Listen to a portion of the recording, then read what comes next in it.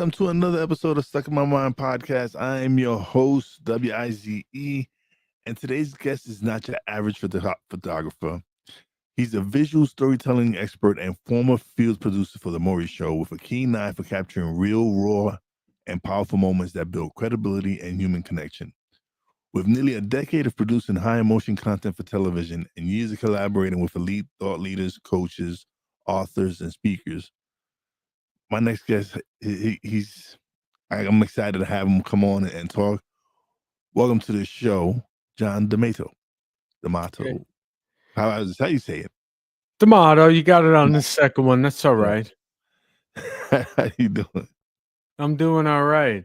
I noticed the Yankee Stadium photo in the background. Are you a New Yorker as well? Yes, I am. I'm born and raised in Brooklyn. All right. You're born and raised in Brooklyn. I'm born and raised in Queens. It's close enough.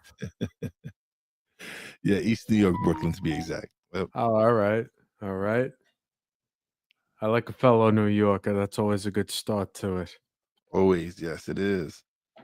All right. So you went from producing Maury to photographing thought leaders. How did that shift happen?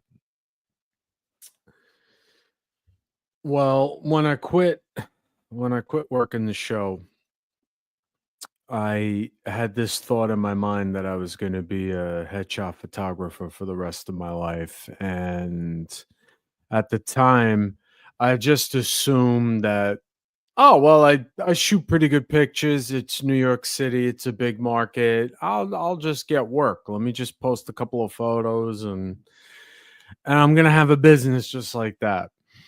And reality slapped me in the face, and it took several years to realize that you need to do a little bit more than just throw some photos out there and poof, a business just starts.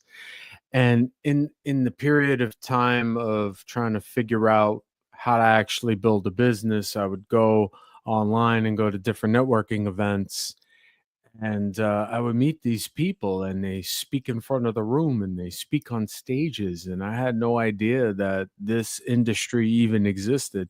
I always say to people, I always thought that Tony Robbins and ex-presidents were people that got paid to speak in front of audiences. And truth is, there's a whole industry. So what ended up happening is instead of learning from them just to be a headshot photographer, my whole perspective shifted on what it was that I wanted to do with this passion for taking people's pictures, and it ended up gravitating towards the people I was learning from. And one thing led to another, and 8.5 years later, I'm still working with this group of people, of experts who speak on stages, they write books, they train, coach, and consult and help people get better than they were yesterday. So it's been an interesting experience. What does visual storytelling mean to you beyond just great images? Visual storytelling is a strategic and intentional process to create a library of photos capturing you in the act of being who you are and solving people's problems as a way to convey your value, convey your essence, and attract the types of people that you want to work with. So it's a lot more than just taking pretty pictures. There's a real process behind that of identifying what are the core assets you need. What are those magical moments that need to be showcased in your content and across every touch point of your online presence? And thinking really deeply about what those hidden details are that really paints the broader picture of how you do what you do, why you do what you do, and to whom you do it for.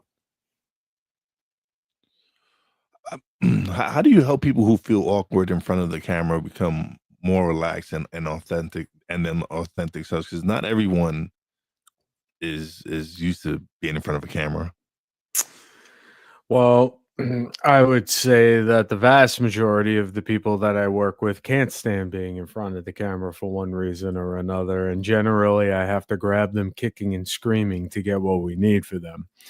But it's a subtle, not so subtle, I'm actually not a very subtle person, so it's it's a combination of being the shoulder to cry on, the cheerleader, and the swift boot in the ass when they need it, to be able to get them out of their heads, get them in the present moment, and be focused enough to bring down their guard and be genuine in front of the camera, because that ultimately is the goal.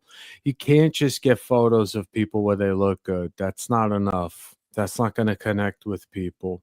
But when you showcase who you really are, that's really where the connection starts. And another important piece to get people comfortable in front of the camera is the fact that I am the fit as the photographer, as the visual storytelling expert, to be that person to shepherd them through that process. So, for people that are looking to hire photographers, one of the key pieces to that whole puzzle is to look beyond the portfolio, look beyond the price tag, and actually have a conversation with the person to make sure that A, they've done this work before, they've done this work for people just like them, and they've done it recently, but also that there is a rapport factor, that there is a connection beyond that of the work. Because if you can't stomach the person that's behind the camera, you're not going to be the person that you are in front of it. And every photo that you get is going to suck, and you're not going to want to use them because you're not going to recognize that person, and there will be that misalignment.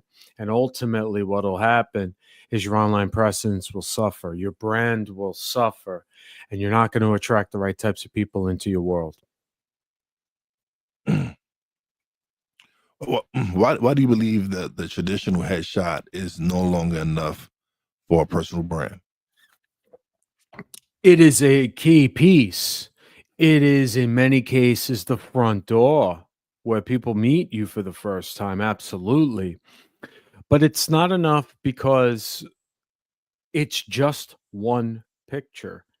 And it's one picture where you're making eye contact with the person, which again is very important for a first impression, no doubt about it, especially when you factor in that you're expressing, aspects of your personality and creating that perception of expertise in the minds of those that they serve. It's very important. But in order to really present yourself as an authority, to present yourself as an expert, to be credible in that, by being held in that regard, you have to show people what it looks like to work with you. You have to show them the process behind the scenes of how everything is put together.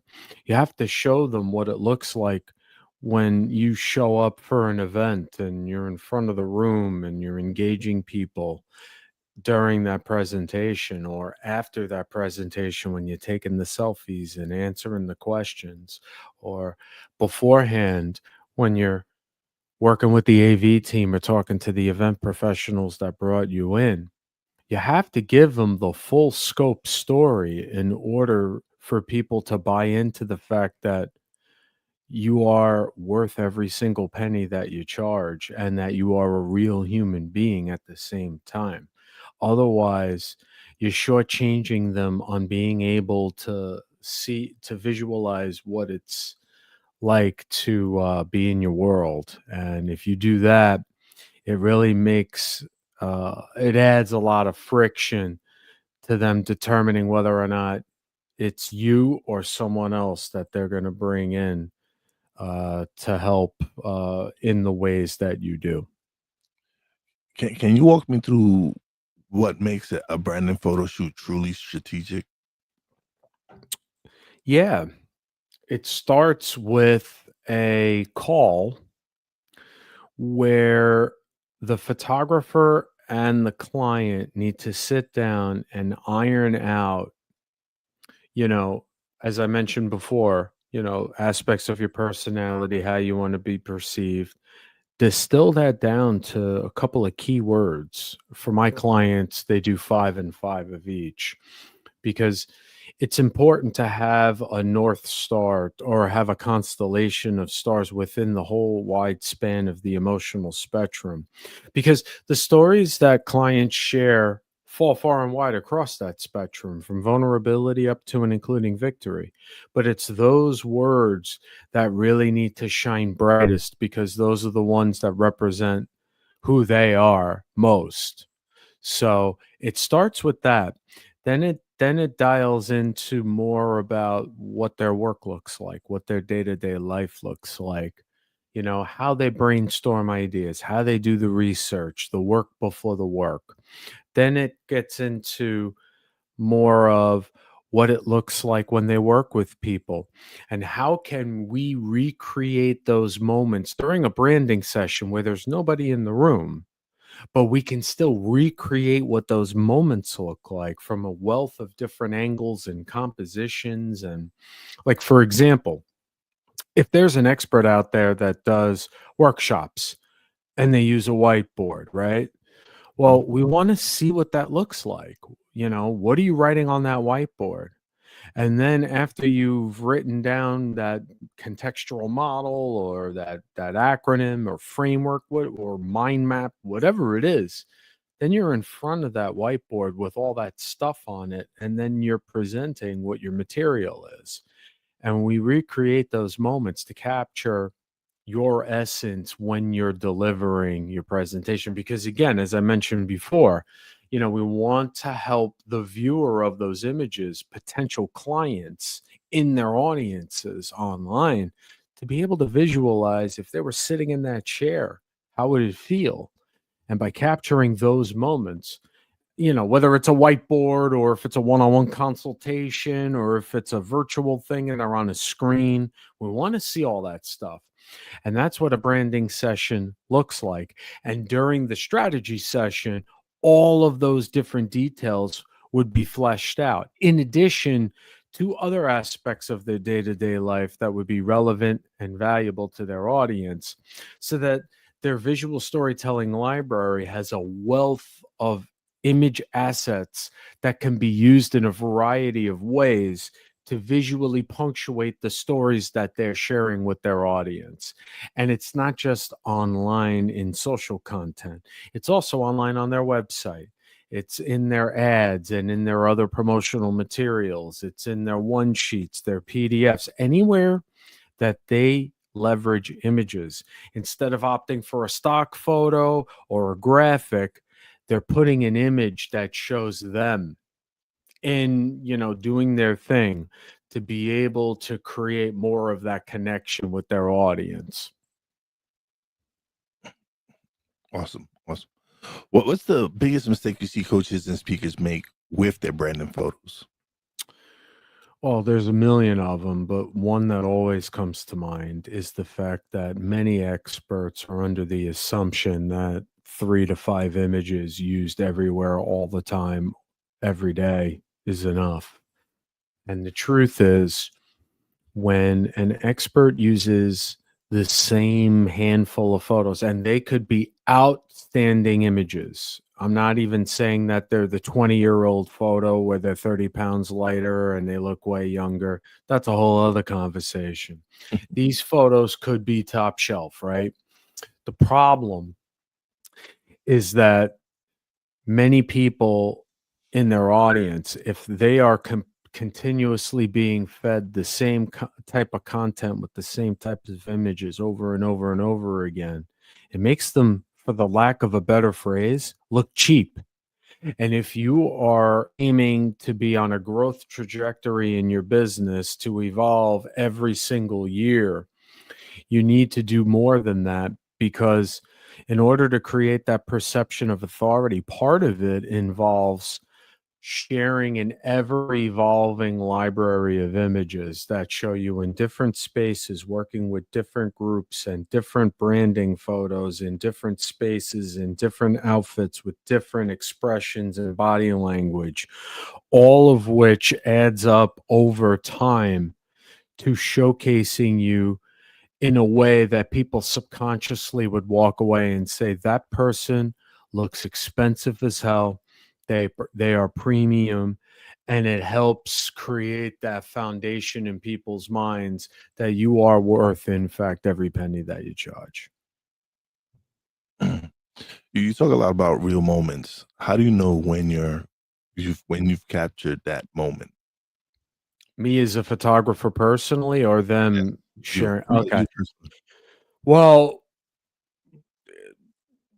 basically, when I when I s- when I'm in a room of people, and whether the focus is to capture the event as a whole or capture one person in particular, I know that I've captured something genuine when I don't see people noticing me. My goal when I'm capturing people in a real event, not recreating it during a branding session, but in a real event, um, when I see that real smile, when I see a face that someone might say to themselves, I don't know if I want to share that.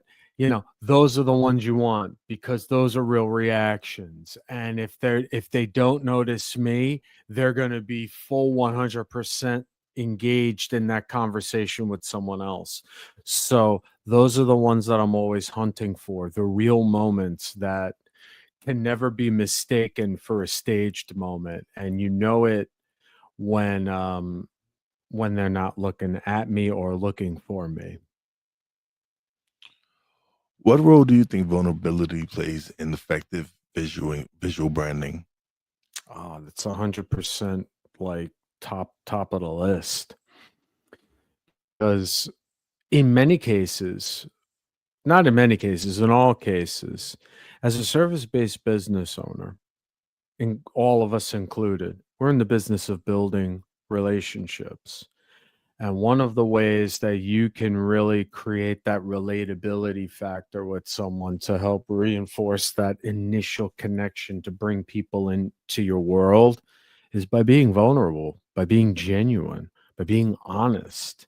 And if you put up a false front, not only is it artificial, and in many cases people can sniff that out from a mile away, but it's going to attract the wrong types of people into your world by doing something like that. So as a result, by being vulnerable, by being honest, by being genuine, that's going to bring in the right types of folks for you, and it's going to repel the other ones that don't resonate with that kind of vibe that you're putting out there. But either way, that's what you want. You want to be able to, you know, create that separation between the people that are for you and the ones that aren't. And vulnerability is a huge part of that process. How does your work differ from shooting for a book launch versus an ongoing brand? For a book launch as opposed to an ongoing, what do you mean by that? Because you also help authors, right? Because Yeah. you what's the you have a book, the book Boudoir, Yep. um, right? So Yeah. what is it about the book Boudoir, and how does that differ from your help from what you do with coaches as compared to authors? Um, so the book boudoir session is 100% the book and no people. Um, the goal of the book boudoir session is to create a variety of visual assets that can be used for two purposes. Number one, for the book launch itself, cover shots, spine shots, details of the outside of the book, details of the section headers, the pull quotes, the illustrations, the other details within the inside of the book. And that's used to help the launch. And then after the launch, since the inside covers, inside the cover, we're shooting all of these different elements within the book. Those are long tail assets that the author can use as further credibility pieces moving forward across different touch points of their online presence. And the differences obviously don't are that it doesn't involve the author, him or herself, but the similarity is the goal is still to create variety, to still position the book in a way that helps foster credibility and illustrate the expertise of the author, him or herself. So there's parallels and differences in those sessions, but ultimately they all feed into the same place, which is creating that visual storytelling library. And if you are an author, it's so much better to have these types of assets at the ready than just having that simple two-dimensional graphic that your designer sent you that you end up putting on this graphic of a fake book or like a fake stack of books. Because what you're doing with the boudoir session is you're giving readers an opportunity to preview the book in their hands through their eyes, because there's a tangibility factor of shooting the physical page, the actual typography. You could see the texture of the pages. You could see the book in dimensionality. Even though it's a two-dimensional book, I'm shooting it at different angles. So it creates a much more tangible product than that of just simply having the graphic. Aside from the fact that you get to see the pull quotes and the illustrations and all the details that are in the book, it's a much more revealing preview of what someone can expect when they hit the buy now button. How do you help your clients keep their visual content fresh without constant rebranding? Depending upon the client, well, first of all, people evolve every single day. Their look evolves, their business evolves, the way in which they serve their people evolves.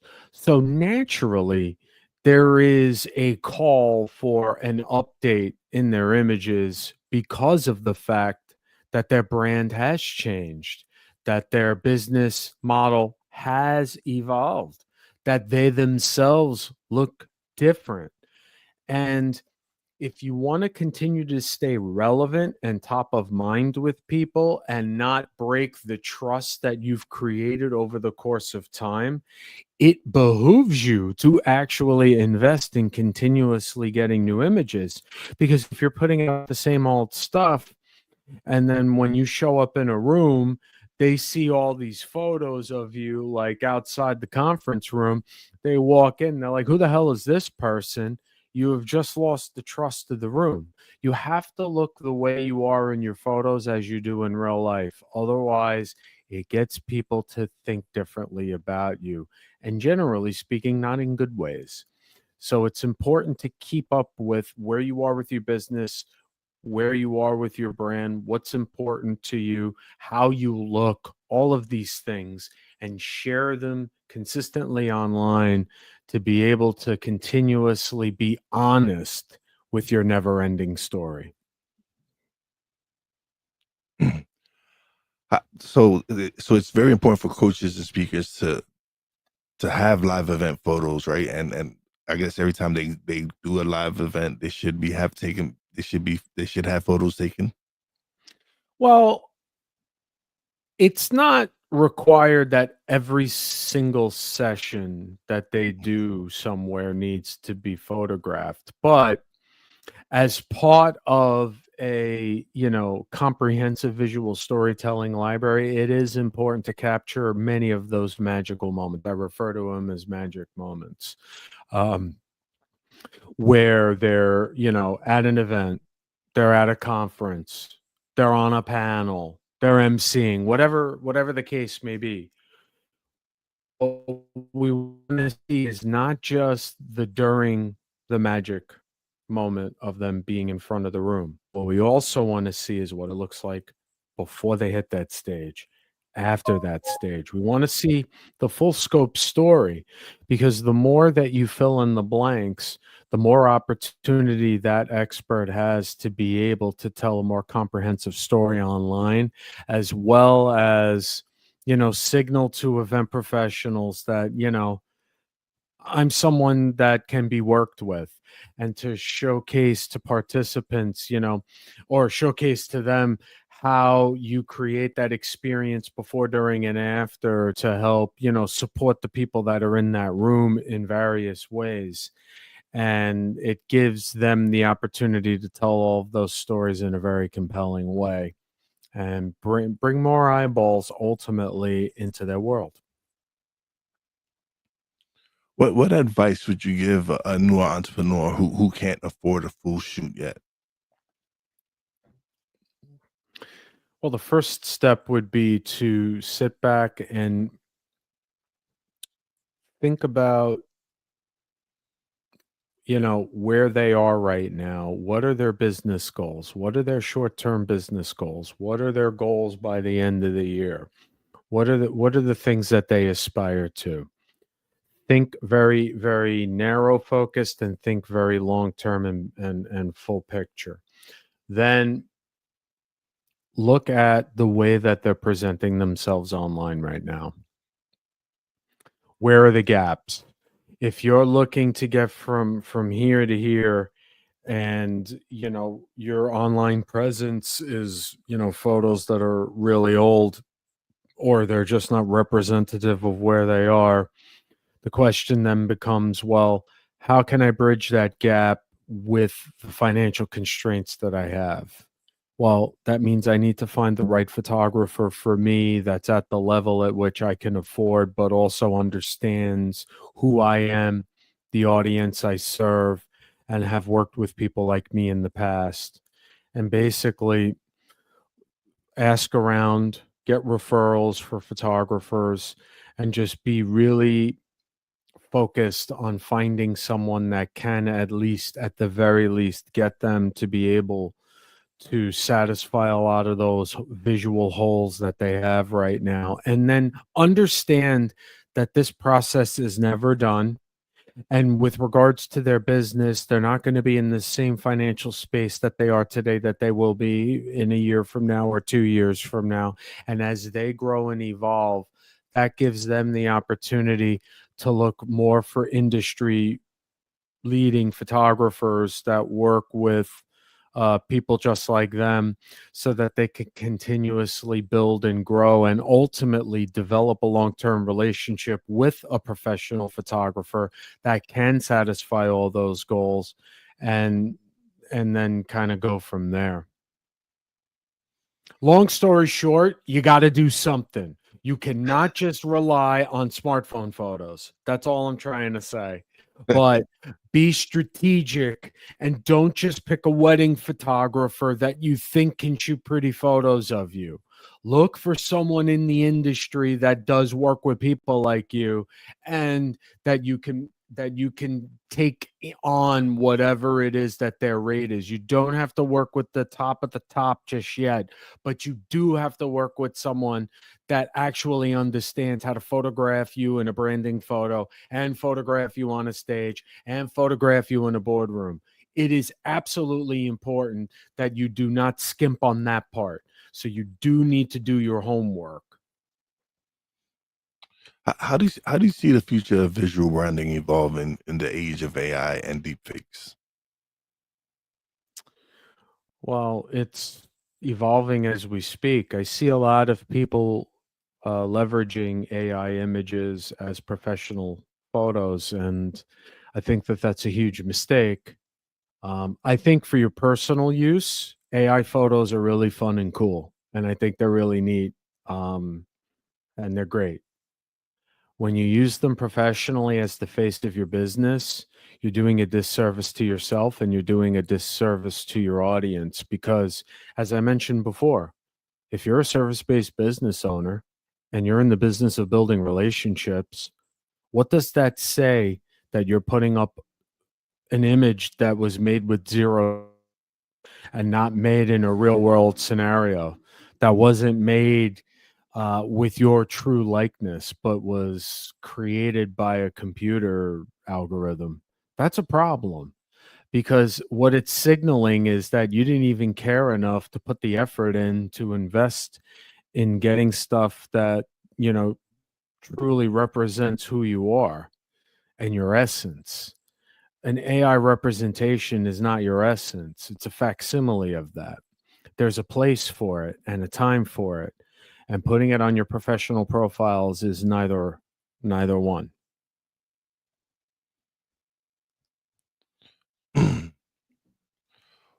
What is something clients are often surprised to learn about your process? About my process? Yeah.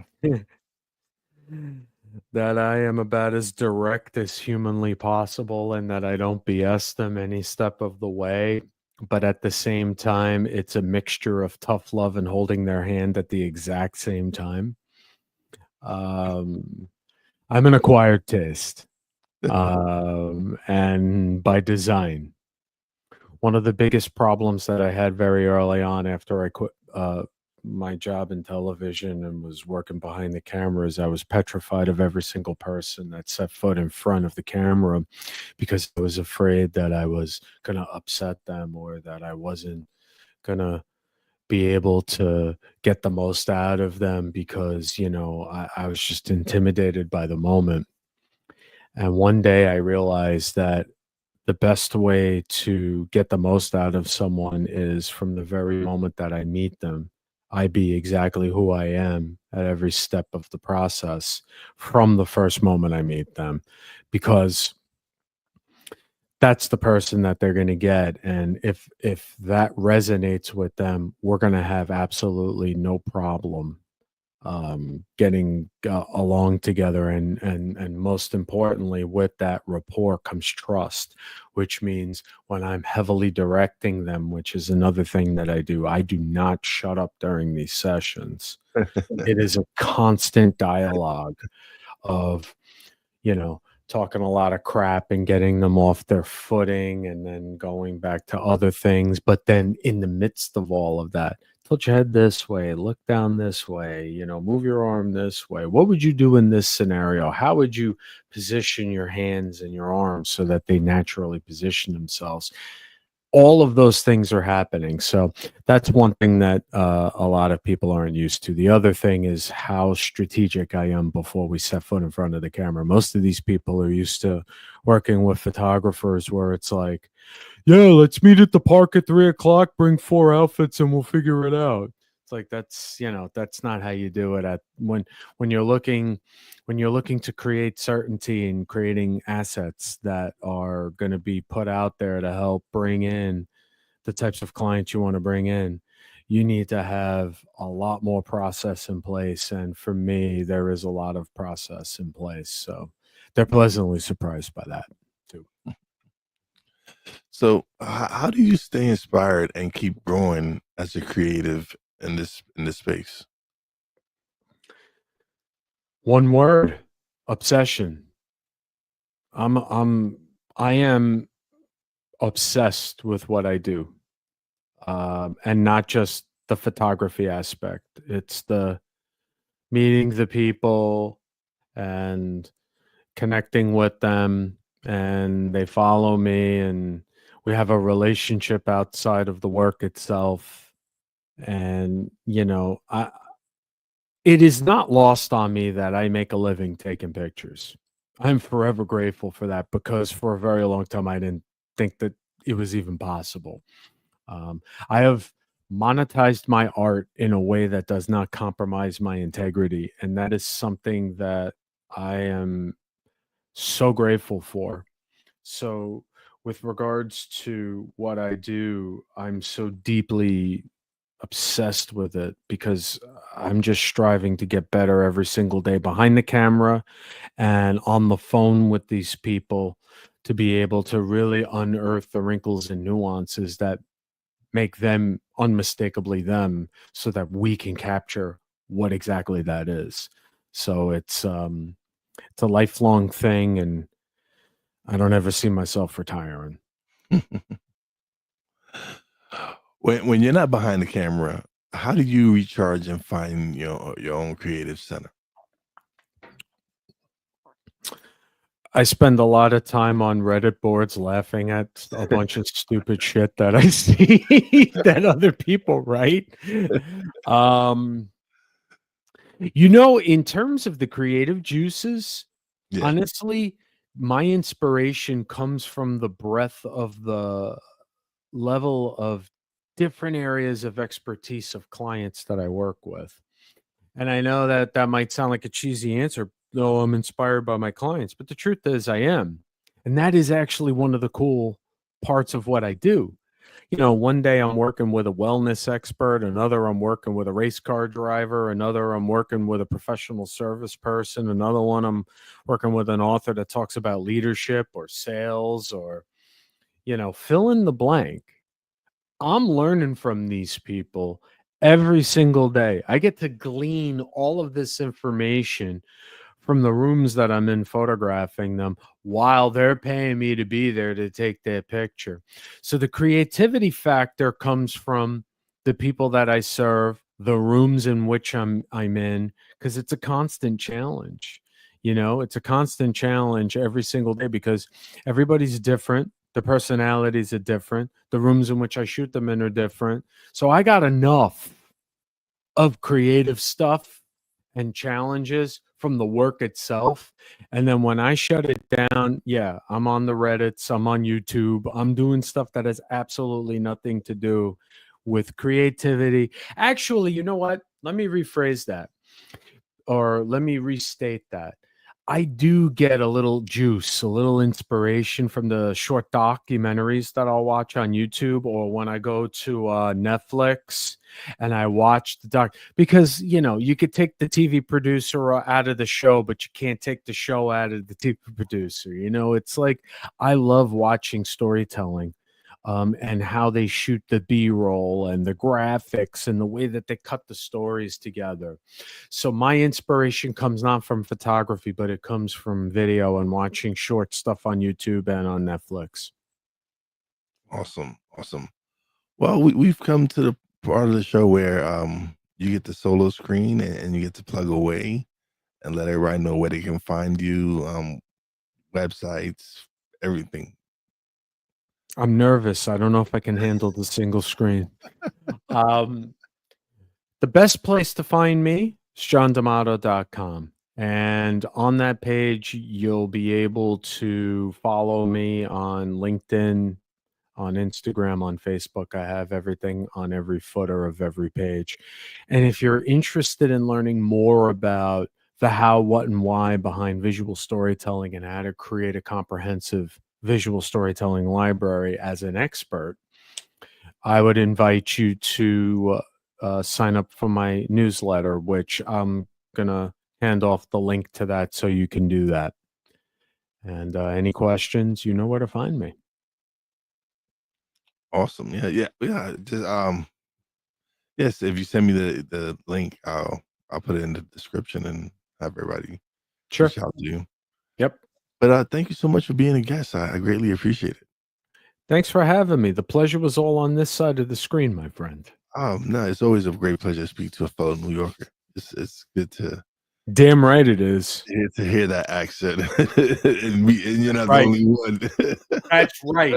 That's right. You let them know. But we love everybody everywhere, though. No doubt. But when I do speak to other people and I pronounce certain words, they like, oh yeah, you're a New Yorker. I'm like, okay, what was that supposed to mean? Yeah. You know what? And the one thing that, when I go to other parts of the country and they hear my accent, it's like, yeah, I'm not trying to hide it. It's what it is. It's what it is. Proud of it. Absolutely. But thank you so much for being a guest, man. I appreciate it. Thank you. But don't leave just yet. Let me just close out the show and we'll chat a little bit off the air. All right. Oh, wrong button. You got to hit the stop button. Yeah. Hold on. But okay. How you think it went? Huh? Oh, wait, we're still live. I'm just going to close out the show. I'm sorry. Okay. It's all good. Edit. No, we're live. People, if they see it, it doesn't matter. All right, everybody. Another great show is in the books. Thank you. If you catching the live right now, thank you. Appreciate you tuning in. If you catch the replay, please leave a comment.